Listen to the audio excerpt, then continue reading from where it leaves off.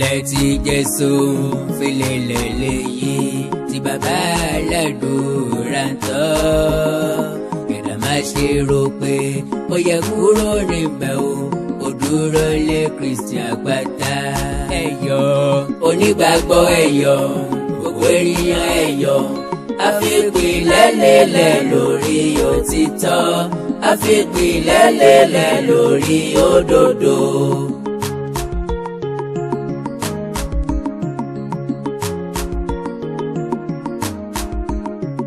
Bí ara ń san ẹgbàgbéje ọ̀run, ọmọ Jésù yóò dúró tì í.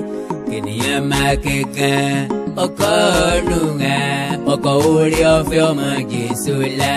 Ẹ yọ̀ onígbàgbọ́, ẹ yọ̀ gbogbo ènìyàn, ẹ yọ̀.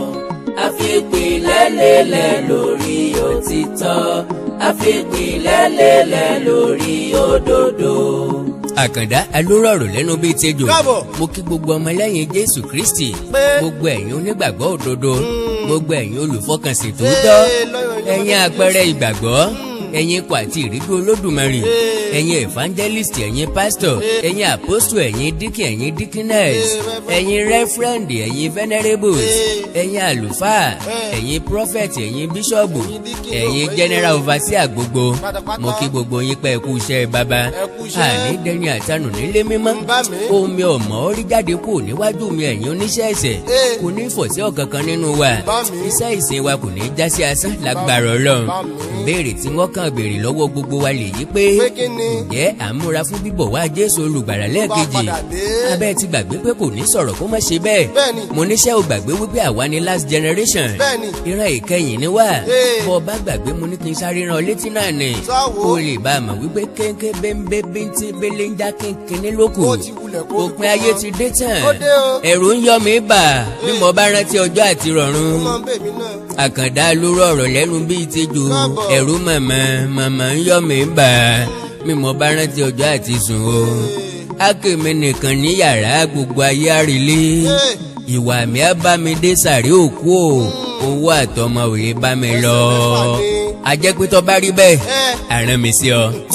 Má wò mí bí ọmọdé tàbí kó wò mí bí ògèdè ẹlẹ́ṣẹ̀. Ó kúkú lo kẹ́tẹ́kẹ́tẹ́ bálámù, a máa gba ẹnu ọ̀mùtí sọ̀rọ̀. Aṣẹ́wó a máa ríran, kò sẹ́ni tọ́lọ́run ọba mi ò lè lò. Yes, àrán mi sí ọ. Ǹjẹ́ Ọlọ́run, ìwọ nìkan la rí núròdì olùmọ̀ràn ọkàn. Kò síbi tójú rẹ ò tó. Ìwọ ni ọlọ́wọ́ káyé já, ìwọ sì ni olójú káyé po. Ọ̀rọ̀ tí wọ́n sọ wọ̀nyí wá ṣe tí àwọn àgùntàn rẹ tí wọ́n gbọ́. Jẹ́ kí wọ́n gbọ́ ní àgbọ́yé, fi ọwọ́ tọ́ ó kan àyà wọn kí wọ́n lè ṣe àṣàrò lórí ẹ̀.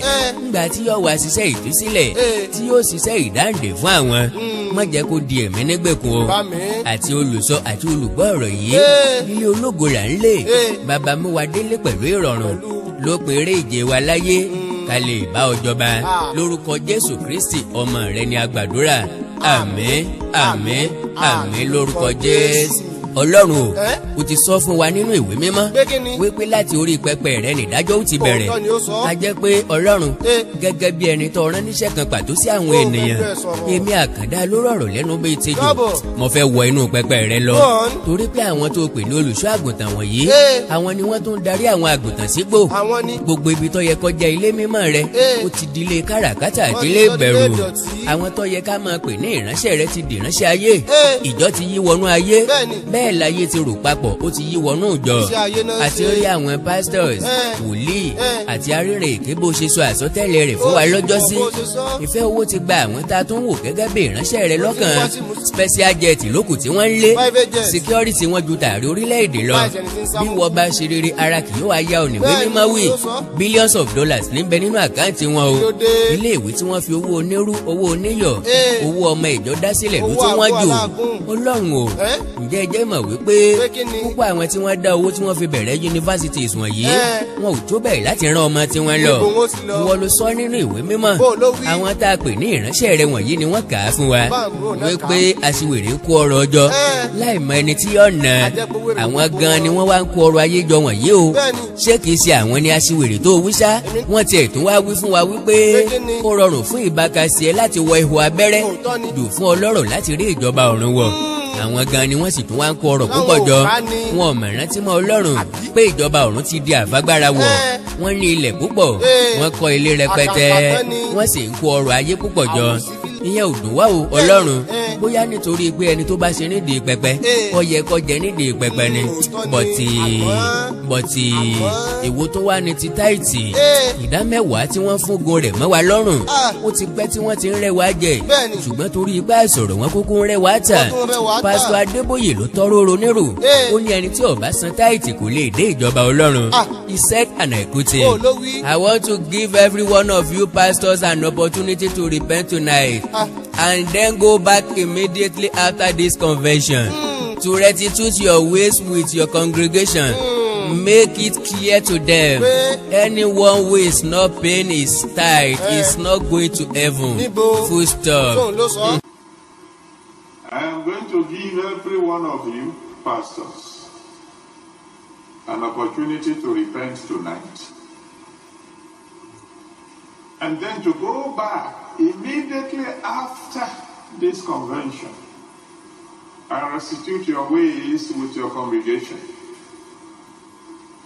Make it clear to them, anyone who is not paying his tithe is not going to heaven. Full stop. mo rẹ́rìn ìgbà ìyàwó màmí. does it mean pé èmi àkàndá ò ní wọ ìjọba Ọlọ́run torí láti ọjọ́ tí wọ́n ti bí mi ń ọ̀sán táìtì rí kò kúkú sẹ́ni tó bá mi sọ̀rọ̀.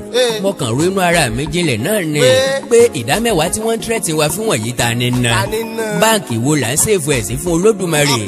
kí ló dé táwọn ìránṣẹ́ Ọlọ́run wọ̀nyí ń ta àwọn èèyàn jẹ gan? ẹ̀yin lẹ ní ká má lọ sínú Old Testament mọ́ wípé ohun àtijọ́ ti kọjá, all things has passed away. ẹni New Testament ní ká máa lò. bọ̀tì Málákì tó sọ̀rọ̀ nípa ìdámẹ́wàá inú Old Testament ló wà. àbẹ́ ti yí àgbàgbé ni nígbà ó sì jẹ́ pé àwọn tí ń tẹ̀lé lẹ́yìn gan kì í ka Bíbélì. Bible carrier lásán ni wọ́n ní Bíbélì nínú ilé wọn o. ìjọ tí wọ́n bá ń lọ sí chọ́ọ̀chì nìkan ni wọ́n máa ń gbé sínú àpamọ́wọ́ tàbí kí wọ́n fi dẹ́ngẹ́po sí ọwọ́ kẹ́lì bá a mọ̀ wípé wọ́n ní Bíbélì ní ọwọ́. gbogbo wọn kì í ka Bíbélì wọn tí wọ́n bá délé. èyí tó sì ká náà ọmọ túmọ̀ nǹkan kan nínú rẹ̀. ìdí ni pé Málákì kọ́ Jésù olùgbàlà ló jìyà nítorí tèmi tó sì kó ẹ̀ṣẹ̀ mi lọ. ó promise mi ní ìgbàlà ọ̀fẹ́ kò pé mówó wá. Jésù kọ́ ló sọ̀rọ̀ nípa táìtì, Málákì ni. Jésù sì ni olùgbàlà tèmi, Málákì kọ́. kí ló dé táwọn èèyàn dèdèrìn gan? òkè oníwọ̀ òdèdèrìn ó yá gbé Bíbélì rẹ kọjá jọ ká. ìwé Málákì ni ọjà lọ orí kẹta náà sì ní kájọ wò. síbi ẹsẹ̀ kẹjọ rẹ̀ ní pásọ̀ rẹ fi ń ṣépè fún ọ ní gbogbo ọjọ́ Sunday tó fi jẹ́ pé bó kó owó school fees ọmọ rẹ ó kó kalẹ̀ fún wọn. owó tó yẹ kẹ́ ẹ fi jẹun nílé kò tún dáa nínú ṣọ́ọ̀ṣì. pẹ̀lú ẹ̀tàn wípé Ọlọ́run yóò yà ọ́ lẹ́nu. bùrọ̀dá alágbájá ò ṣiṣẹ́ fún ẹnì kankan torí pé ó ń san ìdámẹ́wàá rẹ̀ déédéé lẹ́nìkan fi fún ní 10 million naira ní last week. kò mẹ́ni yẹn rí o, bẹ́ẹ̀ sì ni wọn ò gbéṣẹ́ kankan fún un. that is the miracle of God. ṣé ní Nàìjíríà yìí ni àbí kọ́ńtírì mi? lẹ́nìkan ó ti déédéé gbé owó téèyàn òṣìṣẹ́ rẹ̀ tí ó sì gbé fún olúwa rẹ̀. Nàìjíríà tó jẹ́ wípé ó ṣiṣẹ́ fún ọ gan kó tó rówó rẹ̀ gbà ikú mọ́ ọ̀tún fẹ́ bọ́ sí tòsí. wọ́n sì ní kó gbogbo owó kalẹ̀ ní ṣọ́ọ̀ṣì torí pé Ọlọ́run yóò ṣe ìyanu fún ọ. my dear brothers and sisters, ibi ni ó lù ọ́ pa o. wọ́n gan ò ní rí kọ́bọ̀ tọ́jú láti ṣe nǹkan rere. continue láti máa rí èso rẹ̀ dà sínú bó tiwọn. continue láti máa san táìtì fún àwọn tí fi ń kó ọrọ̀ ayé jọ wọ̀nyí. àṣé lóòótọ́ ni Ọlọ́run pé a gbà lọ́wọ́ ẹni tí ò ní fẹ́ni tó ní. Ọlọ́run ọba mi ọmọ tóbi pọ̀ o. kéńkéní nínú ọ̀rọ̀ rẹ̀ ò ní lọ láìṣẹ. that means bí pásítọ̀ yín bá ti ń sanra ọmọ ìjọ ọba àmọ́ ròkè egun kò sí tó fi ń ṣe ni. èmi láyé mi kí n máa dáwó kí pásítọ̀ máa fi gun jíìbù, kí n máa dáwó kí pásítọ̀ máa fi gun jẹ́ẹ̀tì, kí n máa san táìtì kí pásítọ̀ máa fi kó dúkìá jọ. àbájọ tí ṣọ́ọ̀ṣì fi pọ̀ jù léèwé lọ. àbájọ tí àwọn pásítọ̀ wọ̀nyí fi ń yọkùn tí wọ́n fi ń dán. pásítọ̀ gbàwẹ̀ mọ́ àdúrà sókè gan lókùn tí wọ́n ń gbà. ńgbà ọ jẹ́ pé ojú kan tọ́ka àwọn ká sí náà lẹ ti lọ rèé gbé owó bá wọn. Ọlọ́run ò ní fún pásítọ̀ ní ìran pé kó lọ dá ṣọ́ọ̀ṣì ilẹ̀ sábúlé korí. àfikún àfìbàdàn àfàbújá wọ́n ní ọ̀run kẹ̀ ayé làwọn ó ti gba èrè tàwọn. wọ́n wá ń fi orúkọ Ọlọ́run ọba mi lu jìbìtì.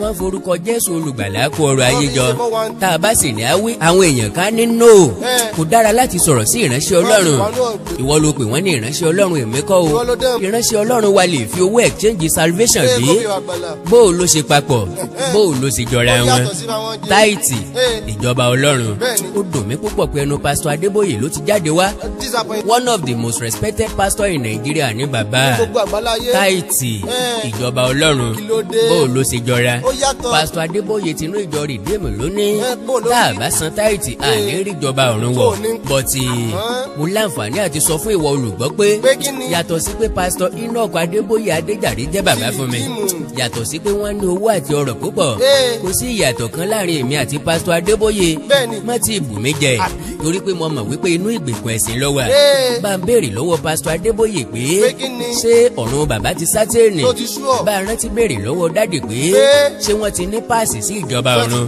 bí mo ṣe ń lé ilé ológo làwọn gan ń lé bó ṣe jẹ́ àfagbára wọ̀ fún mi ló jẹ́ àfagbára wọ̀ fún àwọn náà bí mo ṣe máa jìjàgùdù kí n tó wọ ilé mímọ́ bẹ́ẹ̀ gẹ́gẹ́ ni pásítọ̀ Adébóyè náà ó ṣe jìjàgùdù bí ó bá rí bẹ́ẹ̀ kí ló dé tí wọ́n tọrọ ìdáríjì ẹ̀ṣẹ̀ lọ́wọ́ Ọlọ́run lójoojúmọ́ bíi tẹ̀mẹ́ no one is special àwa la yà wọ́n sọ́tọ̀ o ọmọ ìyàtọ̀ lọ́dọ̀ Ọlọ́run ọba mi olùṣọ́ àgùntàn tiẹ̀ ní baba tó gbé mi lọ́mọ kò sáàyè lọ́run fún pásítọ̀ kò sáàyè fún pírẹ́sídẹ́ǹtì kí nìdí tí pásítọ̀ Adébóyè fi gbàgbọ́ wípé táìtì owó ìdámẹ́wàá ni yóò mú ìyàwó ìjọba Ọlọ́run scripture wúlọ́ báàkì ẹ̀ because Jésù olùgbàlà tó fi ẹ̀jẹ̀ rẹ̀ sì tutù ìgbàlà fún mi ó bá mi sọ̀rọ̀ àkọ́kọ́ tó bá mi sọ náà ni wípé ẹni tó bá fẹ́ dé ìjọba Ọlọ́run ó ní kó pa òfin mọ́ ǹjẹ́ ìwọ nínú òfin sà ó ní fẹ́ràn Ọlọ́run rẹ kó o sì fẹ́ràn ọmọnìkejì rẹ gẹ́gẹ́ bí ara rẹ àásà Jésù Kristi ọmọ Màríà ọ̀rẹ́ ẹlẹ́ṣẹ̀ bọ̀wọ̀ fún bàbá òun ìyá rẹ̀ ńkọ́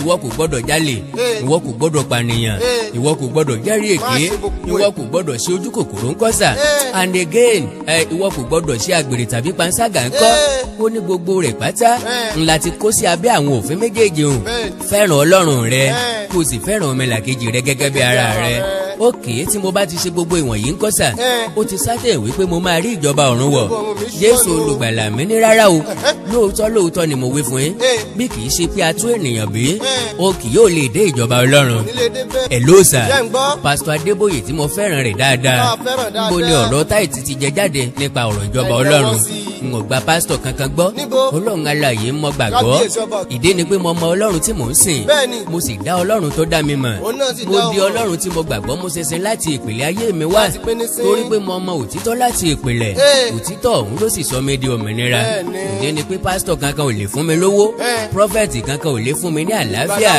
pásítọ̀ kankan ò lè fún mi ní ẹ̀mí wòlíì kankan ò lè yí kádàrá mi padà olójú kòkòrò ọ̀kánjú àlọ́pọ̀jù nínú wọn olè ọ̀lẹ lọ́pọ̀jù nínú wọn ọ̀pọ̀ nínú wọn ò fẹ́ ṣiṣẹ́ mọ́ ìdí ni pé bí ṣọ́ọ̀ṣì ṣe ń pọ̀ sí ni ìwà ìbàjẹ́ ń gbilẹ̀ bí ṣọ́ọ̀ṣì ṣe ń pọ̀ sí lọ̀pọ̀ obìnrin dálé moṣú àìmọye pásítọ̀ àìmọye prọfẹ̀tì ló ti bímọ síta bí ṣọ́ọ̀ṣì ṣe ń pọ̀ sí làwọn èèyàn kan torí táìtì sọ ilé iṣẹ́ tí wọ́n ti ń ṣiṣẹ́ di ẹdun arinlẹ̀ torí wọn ò ká kéèyàn ó kówó jẹ sí nǹkan bàbàrà mọ́ bí ṣọ́ọ̀ṣì ṣe ń pọ̀ sí làwọn èèyàn kan kówó ilé iṣẹ́ ìjọba jẹ ẹni àmọ̀tì tó wù kó jí tó o bá ṣàti san táìtì nínú rẹ̀ no problem ìyókù òkèlè tó bọ́ sẹ́nu abọ́lárìn wa ni àjẹgbẹ́mì àjẹmọ́nú ló fi ṣe ẹ̀wòrú ti pásítọ̀ Yakilumẹ lọ́jọ́sí tí ọmọ àjọ rẹ̀ kan jí 11 million naira tó fi ra jẹnẹrétọ̀ sí ṣọ́ọ̀ṣì nígbà tọ́wọ́ tẹ wèrè pásítọ̀ yìí ní kò sí nǹkan èmi o ó fún irúgbìn sí ṣọ́ọ̀ṣì ni kò sì sí ẹ̀ṣẹ̀ kankan nínú rẹ̀ àti pé sóun wọ́n máa béèrè lọ́wọ́ rẹ̀ pé sójíwó ni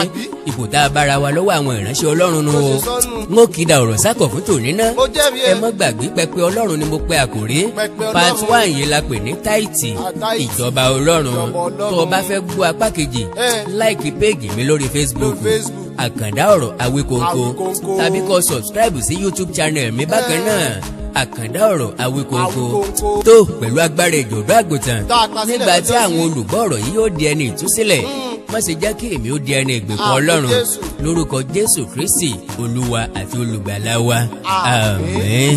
ìyára ń san ẹgbàgbéje ọ̀run ọmọ Jésù yóò dúró tì í kènìyàn máa kẹ́kàn ọkọ̀ ọ̀nù. Clearing freight and logistics iṣẹ́ wọn dára wọ́n ìtasọ̀sọ̀ wọn kárí ayé. MDT Clearing Freight and Logistics. Bá a ṣe kárí ayé bẹ́ẹ̀ ni òye iṣẹ́ yé wa. Cargo services wá dúró tán láti Nàìjíríà. A ó bá yín gbé nǹkan ránṣẹ́ sí àwọn èèyàn yín ní Europe, UK, US, Canada, Asia lọ bẹ́ẹ̀. Gààrí, epo pupa, ẹ̀gúsí, ẹja gbígbẹ, ìgbín, irú, àpọ̀n, aṣọ, ìlẹ̀kẹ̀, àwọn ìwé tó ṣe pàtàkì àti bẹ́ẹ̀ bẹ́ẹ̀ lọ. Kò tán síbẹ̀. MDT Clearing Services lékè téńté. Àṣẹ tó ń tẹ̀jọba tá a gbà. Ó ń mú àwọn èèyàn yàn wá láàyò láti port. Ọwọ́ kan ni MDT á clear kọ̀ńténà yín jáde fún yín. Bó ṣe kọ̀ńténà tó kún fún káà lóríṣiríṣi tàbí ohun mìíràn. Àwọn òṣìṣẹ́ wa kọ̀ lálá. Professionalism wa kò lẹ́gbẹ́. MDT doorstep delivery service náà ò gbẹ́yìn. Níbikíbi lágbàáyé àwa gbé ọjà yín fún yín lẹ́nu ọ̀nà yín. MDT tún bá ní rajà. Product sourcing ìyẹn ni pé à á ràn yín lọ́wọ́ láti ra ohun tí ẹ fẹ́. À á sì fi ránṣẹ́ sí yín ní kánmọ́ kóbó. Ní MDT Clearing Freight and Logistics. Akájú ẹ̀ àtò àlétò iṣẹ́ wa yàn ó yanjú lówó péréte. Ẹ máa bọ̀ lólulẹ̀ iṣẹ́ MDT ní nọ́mbà 22 Latif Salami Street Ajao Estate Ikeja Lagos. A sì tún ní ẹ̀ka káàkiri orílẹ̀-èdè Nàìjíríà. Ẹ bá wa sọ̀rọ̀ 0818-231-1480 àti 0912-907-4004. Bákan náà ilé iṣẹ́ MDT lókè òkun wà ní Toronto, Canada. Please call +1647-289-5364. Website www.mdtfreights.com. MDT Clearing, Freight and Logistics. Assure delivery. Mo kí gbogbo etí tó ń gbọ́ wa nílé, mo sì kí gbogbo ojú tó ń wò wá nílé pé ojú tẹ fi ń wò wá ò ní fọ́, etí tẹ sì fi ń gbọ́ wa ò ní di. Orúkọ tèmi ni Godwin tí gbogbo ẹ̀yin èèyàn mọ̀ sí Ìyá Ìjẹ̀bú. Gẹ́gẹ́ bí ẹ ṣe mọ̀ ní ìṣe wa, wípé ìlera yín òun ló jẹ wá lógún. A tún ti dé bí a ṣe ń dé o. Gbogbo ẹ̀yin tí ẹ ní ìṣòro tó jẹ́ pé ọkùnrin tó dàbí obìnrin nínú ilé, ọkùnrin tí ò lè ṣojúṣe ẹ̀ pẹ̀lú ìyàwó ẹ̀, ẹ kàn sí iléeṣẹ́ Godwin. Ẹ̀yin tó jẹ́ pé pépà lẹ máa kà lálálẹ́, ẹ má ka pépà mọ́, ẹ kàn sí wa. A ní pákéjì oríṣiríṣi fún yín. A ní 3-in-1, a ní 2-in-1 fẹ́yìn ọkùnrin tó lè jẹ́ tó máa jẹ́ kẹ́ ṣe bó ṣe yẹ kẹ́ ṣe. Bákan náà ni ìṣòro tí a ń pè ní arthritis. Arthritis yìí ó ń ṣọkùnrin ó ń ṣobìnrin. Orúnkún ríro, ìbàdí ríro, ọrùn ẹsẹ̀ ríro. Ẹlòmíì ó lè jẹ́ osteoarthritis lónìí, ẹlòmíì rheumatoid arthritis, ẹlòmíì ìdẹ̀rẹ̀ kò ní lè bẹ̀rẹ̀ mú nǹkan lẹ̀, ẹlòmíì ò lè bẹ̀rẹ̀ kírun. Ó ṣeé ṣe kó jẹ́ sciatica ni, ó ṣeé ṣe kó jẹ́ lumbar spondylosis ni, ẹlòmíì ìdẹ̀rẹ̀ arthritis ni. Tó bá ti di pé ìbàdí ń ro ẹ́ ò lè bẹ̀rẹ̀, ẹlòmíì orúnkún ríro, ẹlòmíì ẹsẹ̀ á máa gbóná, ẹlòmíì àpapọ̀ rẹ̀ á máa gbóná, ẹlòmíì ẹsẹ̀ á máa gbọ̀n, ẹlòmíì ara á máa tá, orí á máa tá, àpapọ̀ ara á máa tá. Ẹ kàn sí iléeṣẹ́ Godwin Ìyá Ìjẹ̀bú. Ẹlòmíì ò lè fojú ọwọ́ ẹ̀ báyìí, gbogbo ọwọ́ á máa ró. Gbogbo ẹ̀yin tẹ́ tí ń lò náà ẹ máa jẹ́rìí sí. Ẹ kàn sí iléeṣẹ́ Godwin Ìyá Ìjẹ̀bú. Bákan náà ni àwọn èèyàn tó ń tọ̀ ìtọ̀ àtọ̀jù. Ìtọ̀ àtọ̀jù yìí ó ṣeé ṣe kó jẹ́ pé prostate enlargement ni. Fún ẹ̀yin ọkùnrin tẹ́ ti lé lọ́mọ 40 ọdún tẹ́ bá ní prostate enlargement, ẹ lè máa tọ̀ léraléra. Ẹlòmíì ò ní rí tọ̀tọ̀ rárá. Ẹlòmíì ìdẹ̀rẹ̀ tó bá fẹ́ tọ̀ á máa ní ìrora. Ẹlòmíì ìdẹ̀rẹ̀ kó tó débi tó máa tọ̀ sí ìtọ̀ yìí ti máa jábọ́. Ṣùgbọ́n obìnrin ní a máa tọ̀ léraléra kó tó débi tó máa tọ̀ sí ìtọ̀ yìí á ti máa jábọ́. Ó ṣe é ṣe kó jẹ́ weakness of bladder làwọn ní, àbí kó jẹ́ infection, àbí kó jẹ́ diabetes insipidus tí a mọ̀ sí àtọ̀gbẹ. Ìyẹn náà lè fà á ká máa tọ̀ púpọ̀ jù. Ẹ kàn sí iléeṣẹ́ Godwin Ìyá Ìjẹ̀bú. Èyíkéyìí tó lè fà á kẹ́ ẹ máa tọ̀ púpọ̀ jù, ara iṣẹ́ wa ni. Lára iṣẹ́ tèmi jogún látọ̀dọ̀ bàbá mi. Àtọ̀jú yín gbogbo ẹ̀ ó sì padà sí àyè ẹ̀ bó ṣe tó àti bó ṣe yẹ. Bákan náà ni àwọn tó ní hepatitis, ooru inú ẹ̀dọ̀ ni.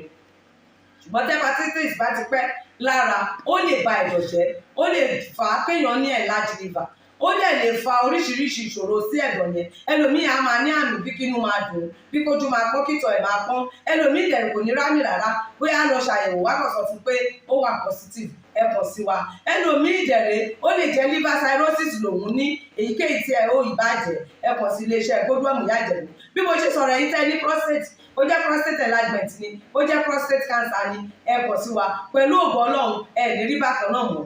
Mo ti sọ fún yín gbogbo ìṣòro yòówù kẹ́ ní, ewé àti egbò pọ́nbélé tí àwọn bàbá wa ń lò láyé àtijọ́ tá a ti gbé kalẹ̀ lọ́nà ìgbàlódé tó sì ṣe bẹbẹ lágbára, òun là ń lò fún ọmọdé àti àgbà. Ẹ kàn sí wa, ẹ ní kábàámọ̀ pẹ̀ ṣe bẹ́ẹ̀. Ẹ̀rọ ìbánisọ̀rọ̀ mi ni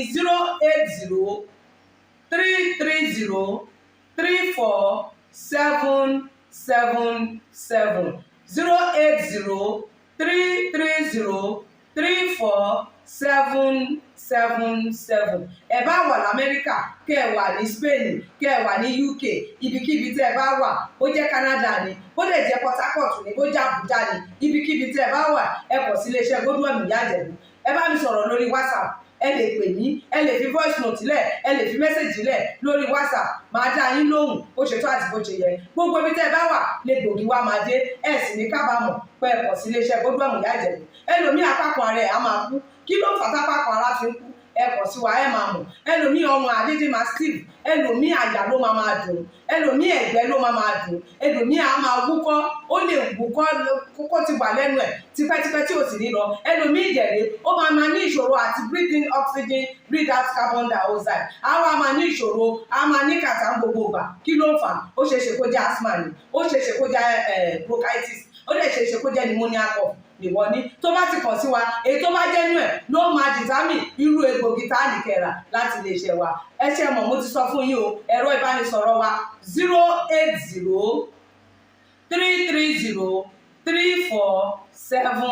08033034777. iléeṣẹ́ Godwin last bus stop yín ni pẹ̀lú agbára Ọlọ́run. Remember, if it is not Godwin, it can never be like Godwin. I used to tell you, health is something to be treasured. Ire o. Awikonko Development Fans Club. Ilé aláyọ̀, ilé wa. Awikonko Development Fans Club. Ilé aláyọ̀, ilé wa. Ẹgbẹ́ tó dúró fún ìdàgbàsókè àti tẹ̀síwájú èdè àṣà àtún àjogúnbá ilẹ̀ Yorùbá. Ẹgbẹ́ tó fẹ́ ìrẹ́pọ̀ gbogbo ọmọ Yorùbá tó tún gbé àṣà àti ṣe Yorùbá lárugẹ. Awikonko Development Fans Club. Ilé aláyọ̀, ilé wa. Awikonko Development Fans Club Worldwide. ẹgbẹ́ tí kò rọ̀gbọ̀kú lé ìjọba. ẹgbẹ́ tó dúró fún ìdàgbàsókè àti ìtẹ̀síwájú èdè àṣà àtún àjogúnbá ilẹ̀ Yorùbá pẹ̀lú àtìlẹ́yìn gbajúgbajà pèdèpèdè ní àkàndá ọ̀rọ̀ Awikonko. ẹgbẹ́ tó ń fẹ́ ìrẹ́pọ̀ gbogbo ọmọ Yorùbá. ẹgbẹ́ tó ń gbé àṣà àti ṣe Yorùbá lárugẹ. ẹgbẹ́ tó dúró láti ṣàtìlẹ́yìn tó gbọngbọ́n fún àkàndá ọ̀rọ̀ Awikonko àti àwọn ètò rẹ̀ káàkiri àgbáyé. àǹfààní wà láti darapọ̀ mọ́ wa. ẹ bá wa sọ̀rọ̀ lórí WhatsApp nìkan. ẹ lè pè wá, ẹ lè send text message tàbí voice note pẹ̀lú àwọn nọ́mbà wọ̀nyí: +234 8053270136 tàbí ààrẹ ẹgbẹ́ Adéolú Adékọ́lá lórí +17048912729. Awikonko Development Fans Club Worldwide. ilé aláyọ̀ nílé wa.